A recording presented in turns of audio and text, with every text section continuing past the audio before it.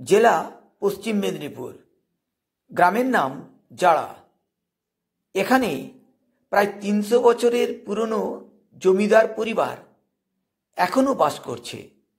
চলো আজকে আমি তোমাদেরকে সেখানে নিয়ে যাই, গিয়ে দেখি সেই জমিদার পরিবার আগে কেমন ছিল আর এখন কেমন আছে।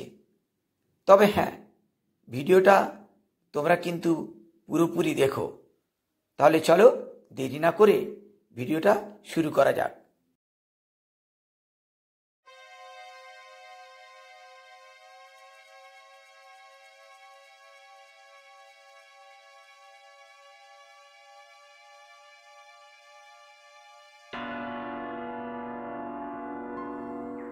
এই হলো জাড়া বাবুপাড়া, আর এটি হলো জাড়ার বাবুদের আদি বাসস্থান।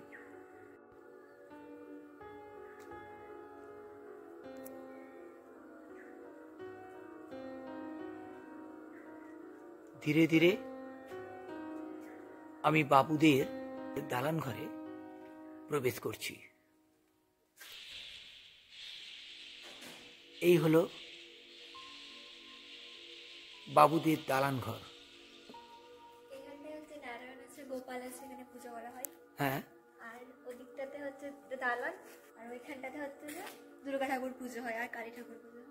এই চারদিকগুলোতে শিব ঠাকুর আছে। এই চারদিকটাতে এইখানে হচ্ছে দুর্গা পুজো, কালী পুজো হয়।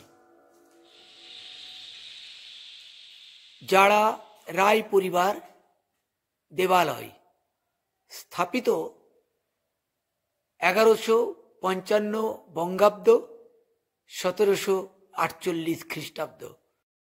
দেবালয়টি প্রতিষ্ঠা করেছেন জমিদার রামগোপাল রায়।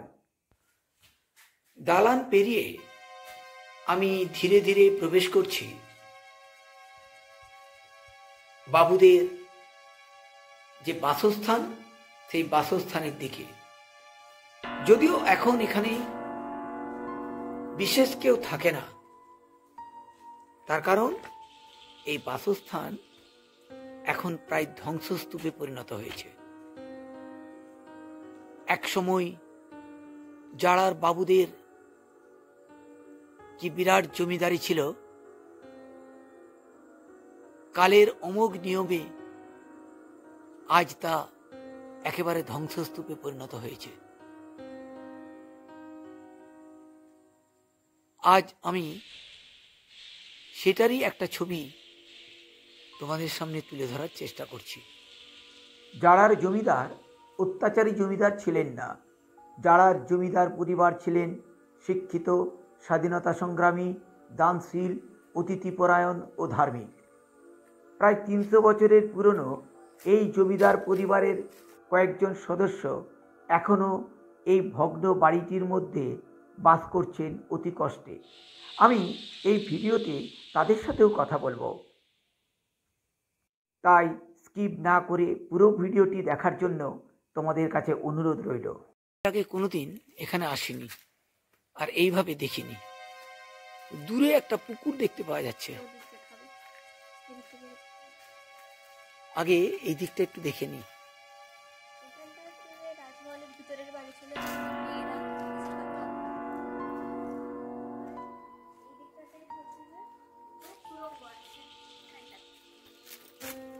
এই দেখো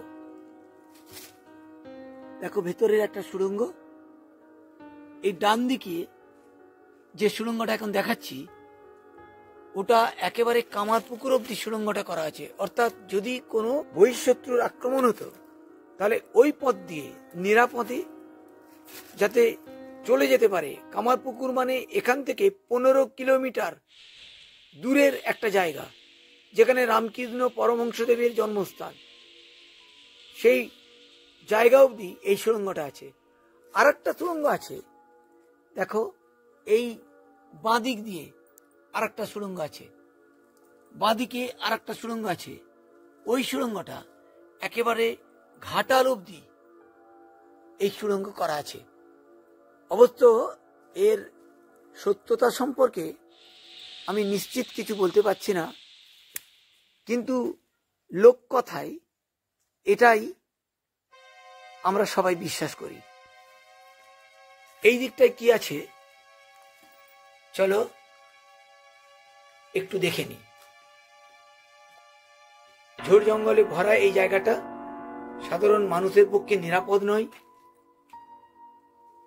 তবুও খুব সাবধানে তোমাদেরকে ছবিটা দেওয়ার জন্যে আমি এসেছি। দেখো এই জমিদার বাড়ির কি অবস্থা।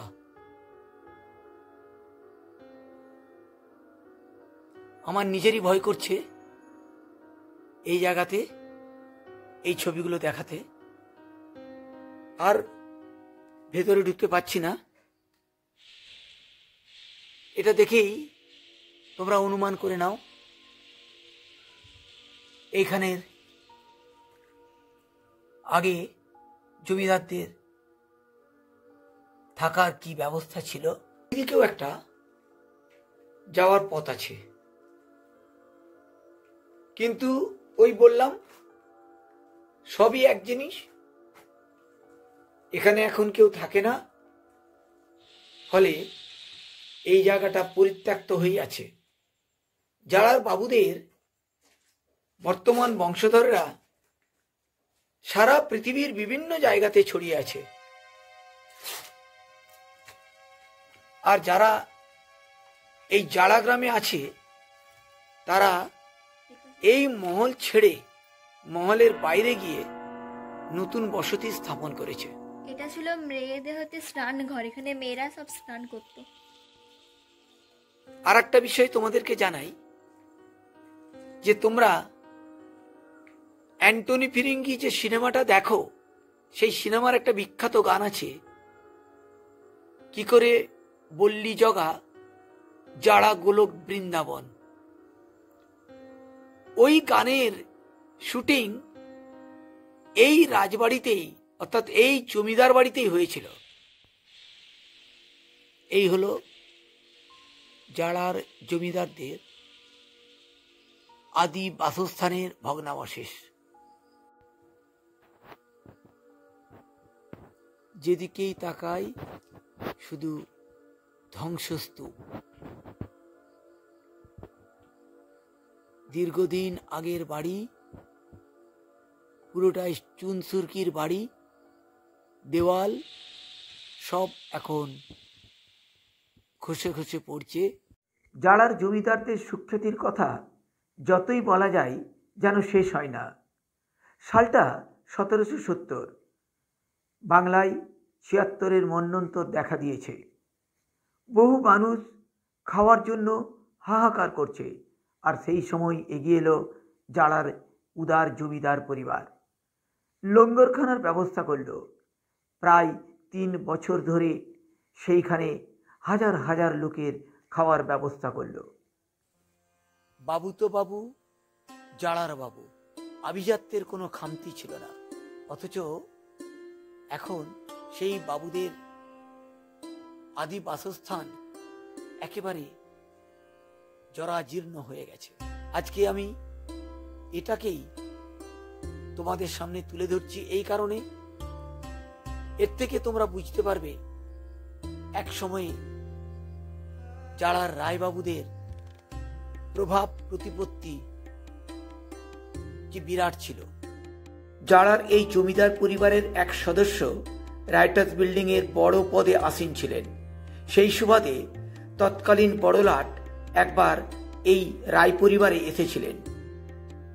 জমিদার রাজীব লোচন রায়ের সাথে রাজা রামমোহন রায়ের বন্ধুত্ব ছিল, আর সেই সুবাদেই 1830 সালে প্রথম ভারতীয় হিসাবে বিলেতে যাওয়ার সময় রাজা রামমোহন রায় রাজীব লোচনের কাছ থেকে 8,600 টাকা ধার করেছিলেন।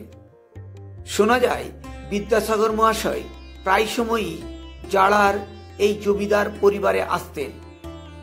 জালা হাই স্কুল ও জালা জগৎমোহিনী বালিকা বিদ্যালয় প্রতিষ্ঠায় জালার জমিদার পরিবারের দান অনস্বীকার্য।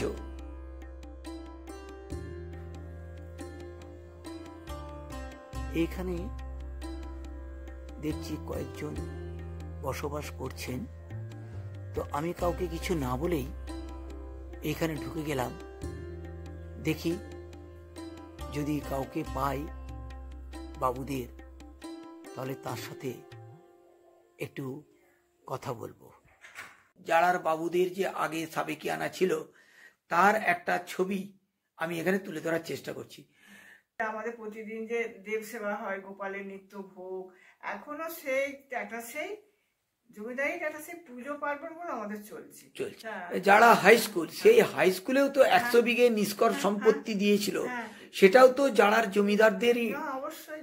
তারপরে এই যে গার্লস স্কুল, এনে আমাদের একজন শাশুড়ি মায়ের নামে, আমাদের বাড়ির একজন শাশুড়ি মায়ের নামে স্কুল। আচ্ছা। কালী পূজা, দুর্গা পূজা, নিত্য যে আমাদের গোপালের ভোগ হচ্ছে, নিত্য ভোগ হয় আমাদের, পুজো পার্বণ সব কিছু, দোল দুর্গোৎসব সব কিছুই আগের মতনই বজায় আছে। হ্যাঁ, সেই স্ট্যাটাসই চলছে আমাদের এখন ফ্যামিলি। আমরা সেই বাড়িতেই বাস করছি। মানে আপনার বিয়ের পরে কি আপনি এই ঘরেই ছিলেন, এই রুমটাতেই ছিলেন? রুমটাতেই এসেছি। নতুন শুনে শুনে আমরা কিন্তু ওই বাড়িগুলো বা ঠাকুরই দেখেছি, কিন্তু আমরা জমিদারি কিন্তু কিছুই দেখিনি। আমাদের সবটাই মায়েদের কাছে গল্প শোনা।